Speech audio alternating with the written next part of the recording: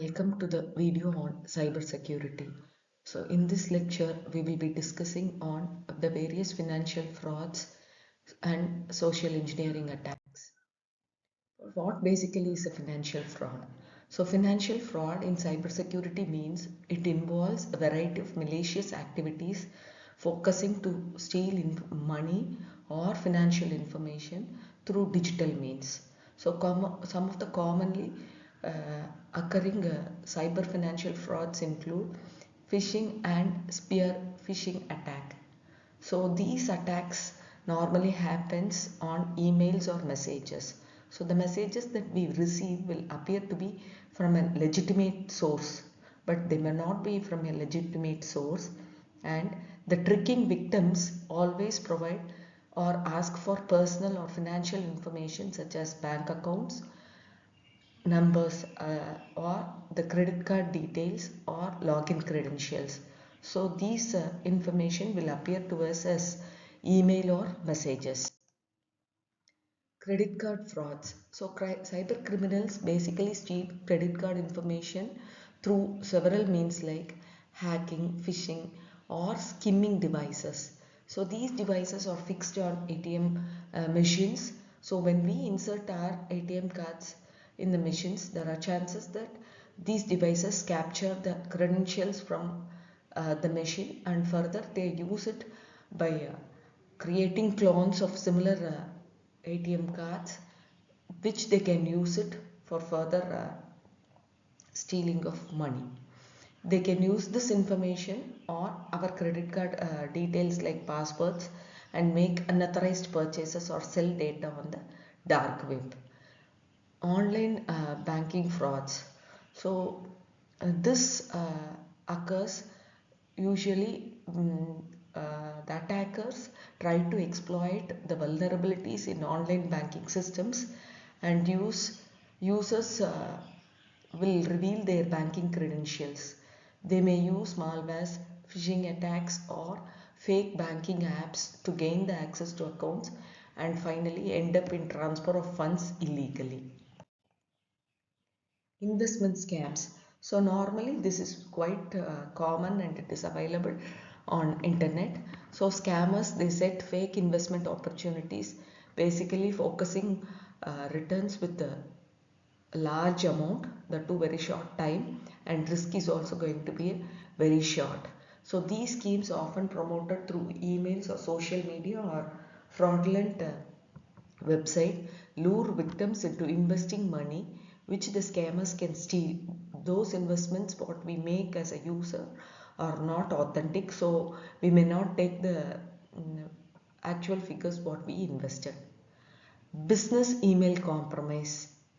So attackers compromise business email accounts so as to manipulate financial transactions. They often act as company executives or vendors to cheat employees and transfer money to their fraudulent accounts. Ransomware attack. This is quite common attack which I discussed earlier. So cyber criminals infect a victim's computer or a network with malware that encrypts data, rendering it inaccessible. That is, the users may not be able to access a particular content unless and until a ransom is paid to the cyber criminal. So these people often, the criminals often demand a ransom payment in exchange for the decryption key. So often this is done requiring a payment in cryptocurrency to avoid tracing. Why? Because they don't take this ransom as a normal cash. Why? Because might be they will be tracked in the future. So they always demand in terms of cryptocurrency. Auction and retail scams. This is another way of stealing amount from users. So fraudulent or frauds or the criminals, they set up fake online auction sites and stores. They often offer products at an attractive prices. Might be users may think that is of very low cost and they can reach out the sites for purchase. But these victims pay for goods that never arrive, or they receive counterfeit or inferior items. So once you place the order, these fake online auction sites or retail stores offer you products which is of very poor quality, or sometimes you may not receive the order but the payment would have been made very earlier. Identity theft. So here the criminals steal personal information such as social security numbers or credit card numbers, by passwords for the emails, just to open fraudulent credit accounts, apply for loans, and they keep engaging in some financial activity in the victim's name. So user is now actually under attack. The attacker will use user's name to reach out different spaces that are closely related with the financial activity. Payroll fraud. So attackers gain access to companies' payroll systems to divert employees' paychecks into another account, that is the fraudulent account, that will manipulate payroll data for financial gain. So this is one other way of stealing financials from the users. Insurance fraud. These fraudsters use stolen identities. So already they would have taken the personal information of users or the false information to file fraudulent insurance claims. So what they do is they apply for insurance claims and collect the payouts for non-existent injuries. That kind of situation would have not been occurred for an user, but still these criminals, what they do is they register in the name of existing users and they take out the money for accident, property damage, etc. So far whatever I've discussed is all the financial frauds. So there are a lot of cyber attacks available. So those are basically classified into different categories, and one such category is financial fraud. So at the end, this financial fraud can lead to significant financial damage, causing damage to credit scores, long-term impact on individuals and business. So to overcome such financial frauds, it is always difficult, and hence it is crucial to implement strong cybersecurity measures. So one good way is to educate the users about risk, and it is always good that we check out such kind of attacks. We are not into such kind of attacks, and establish robust legal frameworks to pursue and protect users from such kind of frauds. Next is social engineering attack. So social engineering attack are manipulative tactics used by fraudulent people or the cyber criminals to deceive individuals into divulging confidential information or actions that compromise the security.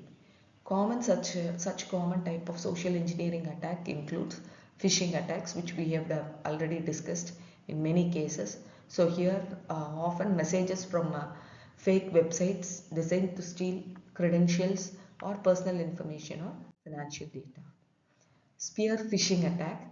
So this is targeted to an individual. So that is why it is called a spear phishing attack. This involves personalized messages specifically crafted for a particular individual or organization.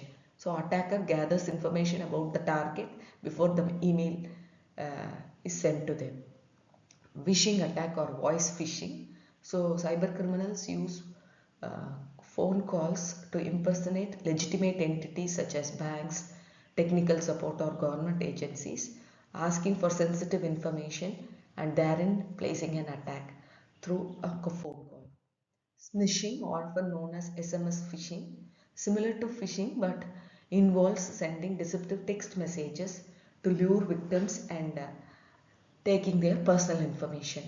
Basically, they may claim to be from banks, delivery services, or some trusted sources. Pretexting. Attackers create fabricated scenarios or pretext to trick victims into providing information or performing action. This could be like acting as a co-worker or an IT support personnel requesting for login credentials or to access the system. Baiting. So cyber criminals entice victims with a promise of a large reward and free softwares or music downloads, slowly bringing the users into infected websites, or they will prompt to provide personal information. Quid pro quo, that is, an attacker offers services or benefits in exchange of information or access. He will tell like, I'll fix your issue, or but at the cost of offering me remote access for your device. Tailgating. So here this is a physical form of social engineering, involves following someone into a restricted area by exploiting their trust or lack of security awareness. So basically attackers pretend as if they are employees or a delivery personnel or visitors, aiming to access or gain unauthorized access to the system or a resource. Impersonation. Cyber criminals assume the identity of someone else, that is, acting as if they are a trusted person such as a manager, friend or a colleague, to manipulate the victim into providing information or performing actions that will compromise the security. Dumpster diving. This basically involves taking or fetching credentials or personal details from or sensitive information from discarded documents or electronics or other items. So it is basically the aim of social engineering attack is to exploit the human psychology and trust rather than technical vulnerabilities, making them challenging to defend against. So to mitigate such risk of social engineering attacks, individuals and organizations should implement a security awareness or training programs, establish strong verification process, maintain healthy skepticism towards unsolicited communication and requests for sensitive information. That is why most of the time we receive communication from banks through mails or SMS requesting us not to respond to calls or messages asking for the credit information or sensitive information. So basically banks doesn't do this job. So if you receive such messages, it can be taken as it is from an attacker. So how and why social engineering attack works? Basically, trusted users are into social engineering attacks because they receive messages posted from trusted brands or a government agency or an authentic figure. This induces, sometimes you receive messages that induces fear or a state of urgency that you immediately react to such messages, appealing to greed and appealing to helpfulness or curiosity. So the subject matter of the message itself uh, kindles a curiosity in you to open and read what is available inside, or to respond to such messages, or to click on to the links which is available inside. So these will end up in a social engineering attack, and chances are very high that loss of financial or credential information may be lost. So with this we will close this video and continue with the next lecture. Thank you.